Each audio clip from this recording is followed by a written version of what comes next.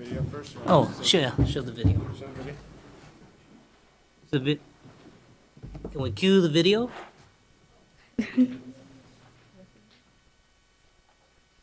Yeah, take a seat. Okay.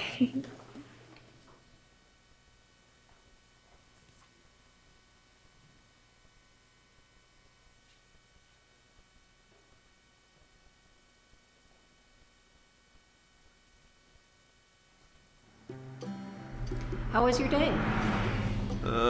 Just another day at school, you know, the usual. What are you doing? It's my boss. Something about work. You're always talking about work. Stop texting and driving. It's important. You like having a roof over your head, don't Yeah, you? and I'd love to get to that roof if you didn't crash. We're just in the neighborhood. Okay, you're gonna hit the neighbor's car. Watch out. Oh, you're here and safe and sound. Thank gosh I'm here. Like, surprised we didn't crash and flip the car. You know, you're not paying attention. It's no big deal. Everybody does it. Well, just wait. Look, we're at the house. Look, set your phone down, and we're parking, and presto. Oh, you can be so annoying. So, Mom, what's for dinner? Let's see. Well, I don't really see anything. Do you think you could go to the store and pick something up for us? I guess. Come on, don't be lazy. Alright, just text me what you want.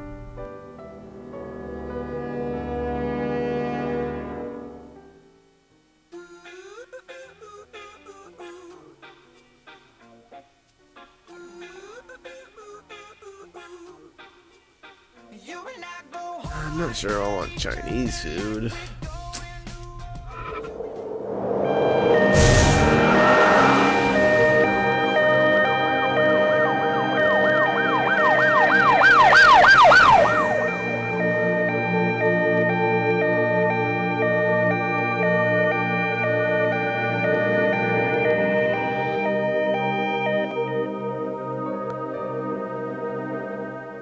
A 100,000 lives are lost every year from texting and driving. 77% of teen drivers see their parents text and drive. Texting and driving is as deadly as drinking and driving. Avoid texting while driving. After all, it is for the safety of you and those around you. Please pledge with AT&T at itcanwait.com.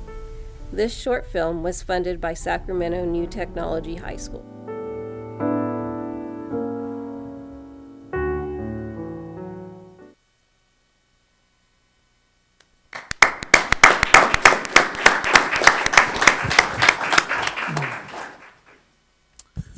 On January 1st, 2009, the state of California enacted the Wireless Communications Device Law, which makes it illegal to write, send, or read text-based communication on an electronic wireless communications device, such as a cell phone, while operating a motor vehicle.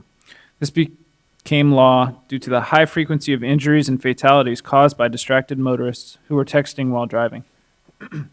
Education and awareness surrounding this dangerous practice is extremely critical for new teenage drivers who use communication devices. Teresa Marazzo, am I pronouncing that correctly? Okay. And Jason Corona, who I'm taking is not here tonight. Okay. Both 11th grade students at New Technology High School are at the forefront of raising the awareness of the dangers of texting while driving amongst their peers and their community at large. Involved in the AT&T campaign to stop texting while driving, these creative students came up with the short film, It Can Wait. This video depicts how drastic life can change when you don't follow the law of no texting while driving. The students were able to collaborate with Tim Ray of AT&T for the No Text and Drive kickoff on September 19, 2012, where they were able to show their video artwork. Teresa and Jason are stellar students because of their leadership in educating their peers and preventing unnecessary injuries and fatalities. The It Can't Wait video is a great example of taking initiative to ensure care and safety for others. For these reasons, the Sac City Unified School District would like to recognize both Teresa and Jason at this board's meeting as stellar students.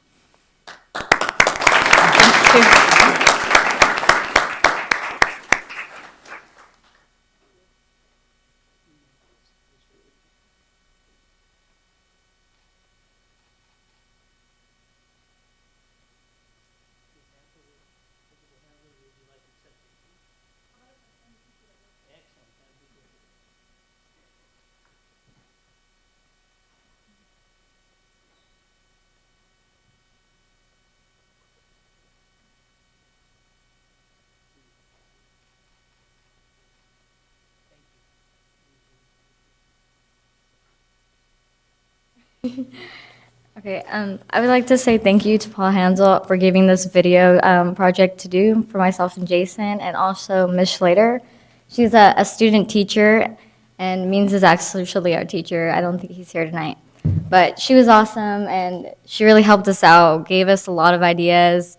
I know me and Jason were kind of like unsure of what we wanted to do. So yeah, I wanted to say thank you to her and Jason, and Jason really wishes he was here, so he says thank you also. Thank you. And I just wanted to say that it was an honor to work with such professional students as Jason and Teresa, and that New Tech has really given them a place to shine, and that they do wonderful work there. Thank you very much. Congratulations.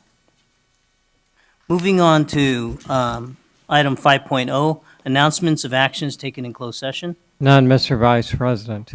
Thank you. Item 6.0, agenda adoption.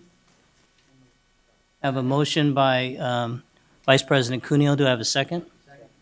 I have several seconds. All those in favor of adopting the agenda signify by saying aye. Opposed? Abstentions? Motion carries. Thank you.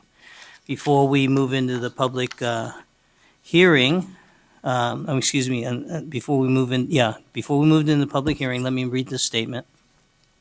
This meeting of the Sacramento City School Board is being videotaped in its entirety and will be cablecast without interruption on Metro Cable 14, the Government Affairs channel on the Comcast and SureWest cable systems. Today's meeting will be replayed Saturday, November 3rd at 9 a.m. and Monday, November 5th at 6 p.m. on Channel 14, and will be webcast at www.sacmetrocable.tv. A video copy is also available for checkout from any library branch. Members of the audience wishing to address the board should fill out a speaker identification form located in the back of the community room and give it to our Chief Communications Officer, Gabe Ross, prior to the conclusion of the item's presentation. Please speak into the microphone when addressing the board. State your name for the record. Please limit your comments during public comment to items not listed on the agenda. If you're found to be commenting on an item that is on the agenda, you'll be asked to defer until your item comes up on the agenda. And remember, please turn off all your cell phones or place them on silent or vibrate. With that, let's move on to public hearing, item 7.1, public hearing and approval of Resolution 2722, compliance with the Pupil Textbook and Instructional Materials Incentive Program Act. Ms. Taylor. Good evening, Board Vice President Wu, Superintendent Raymond, and members of the board. Tonight I'm here to report on the status of the district's compliance with Pupil Textbook and Instructional Program Act, or Ed Code 60119, for the 2012-13 school year. Ed Code 60119 requires that by the 8th week of school, we have a public hearing to certify that all students have sufficient textbooks or instructional materials that are consistent with the content and cycles of curriculum framework adopted by the State Board of Education and the core subject areas, which include the following: English language arts, mathematics, history, science, foreign language, health, and laboratory science equipment that's applicable to the science lab courses. The steps that the district has taken to ensure sufficiency include the following. We conducted an initial survey of sites to determine their textbook and instructional material needs in the spring of 2012. When possible, we have redistributed surplus textbooks to sites needing additional materials, and if materials were not available, we ordered additional textbooks. We've verified materials for each student in the district.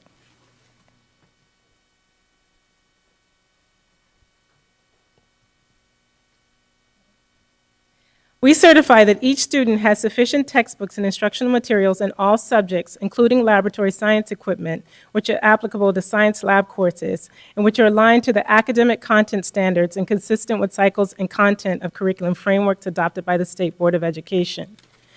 We therefore ask tonight that you certify that you recommend and approve Resolution 2722. That concludes your presentation? That concludes my presentation. All right. I guess. Do we have to gavel? Yeah. Open the public hearing. Do I have any speaker slips? Do I have any questions of Ms. Taylor? Close the public hearing. Okay. Vice President Cuddio moves to move from conference to action. Do I have a second? I have a second. All those in favor signify by saying aye. Aye. Opposed? Abstentions? Motion carries. I have a motion to move the item by Member Terry, second by Member Bell. Any discussion? No discussion. All those in favor signify by saying aye. Aye. Opposed? Abstentions? Motion carries. Thank you, Ms. Taylor. Thank you. Item 8.0, public comment. Please remember the admonition that I provided earlier. Mr. Ross, do we have any speaker slips? We have two public comments on 8.0 from Eric Kristen and Maria Rodriguez. Thank you.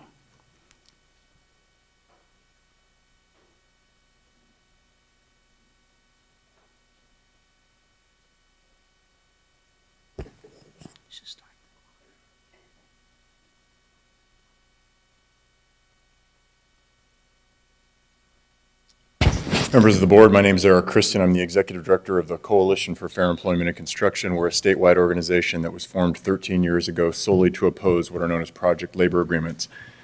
Pleasure to be here again tonight. Unfortunately, speaking about something that I wish we didn't have to speak about, but so we are. In 2005, the district placed what is known as a project labor agreement on all school construction work. The bond work that was passed previously had the PLA placed on it for all intents and purposes. It made the bond work, and any worker that wished to work on it have to join a union. Implicitly so, they have to pay union dues, they have to pay in union health, welfare, and pension plans, they have to be hired through a union hiring hall. It adds a distinct disadvantage to anyone that happens to be non-union. 2010, this policy was reaffirmed, and we assume it will also, a PLA will also be placed on Q&R. We have created the No on Q&R website, and we have a campaign, fairandopencompetition.com, that people can go to and learn exactly why we believe Q&R should not be passed until the board has determined that union special interests do not take precedent over other workers and citizens of this city, that all are treated equally and fair, not just those that happen to wear a union label. The other reasons, other than the fact that a PLA, which will increase cost 20% at least on these projects, that we believe the district should not, measure Q&R should not be passed, include the fact that this district is over $500 million in debt. You have indebtedness that totals over $500 million. It's a $1.6 billion payout over 20 years, and now you want to add another $400 million onto it with Q&R. You're constantly running deficits. You have a declining population, 20% down in 10 years, from 52 to about 42,000 students in just 10 years, and yet you are adding another $400 million to your debt. So for those reasons and others, we are opposing Q&R. Again, you can go to fairandopencompetitionsacramento.com to learn more. Thank you.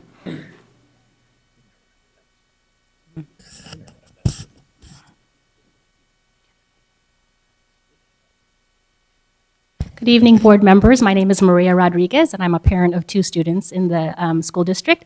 I learned a lesson this week. When you're cooking with hot oil, don't have an impassioned conversation with your husband. You will burn yourself. I was having an intense conversation with him about public education, and I was despairing the fact that I'm not too optimistic about this election process that's coming up in the propositions. And what can I do? And it was really just sad. And one of the things I came up with, I said, well, I can go and volunteer at some of the schools that need help, you know, not just my school. But that's really not gonna make much of a difference. I'm just one person. What can I do? And he said, well, you need to go to the school board meetings. And I said, no, please, anything but that. Because it's very discouraging.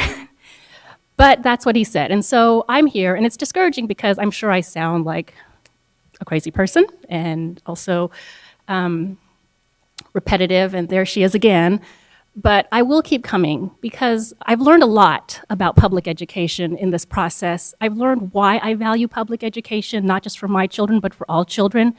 I've learned a lot about a a lot of people care about kids. But the truth of the matter is no one is more invested in this public education than the families who put their kids in the schools. And so I just hope you will listen to them. If you don't listen to me, the crazy lady, please listen to the parents, listen directly to them. And Ms. Bell, I'm sorry you're resigning or retiring or whatever you're doing, because you're like the one person who's actually come up to me from the board and talked to me at one point. So thank you. Moving on now to the item 9, consent agenda. I have a motion to move the consent agenda. Do I have a second? Second. I have several seconds. Any discussion? All those in favor of moving the consent agenda signify by saying aye. Aye. Opposed? Abstentions? Motion carries. Thank you. Moving on to item 10.0, communications. 10.1, employee organization reports. Do I have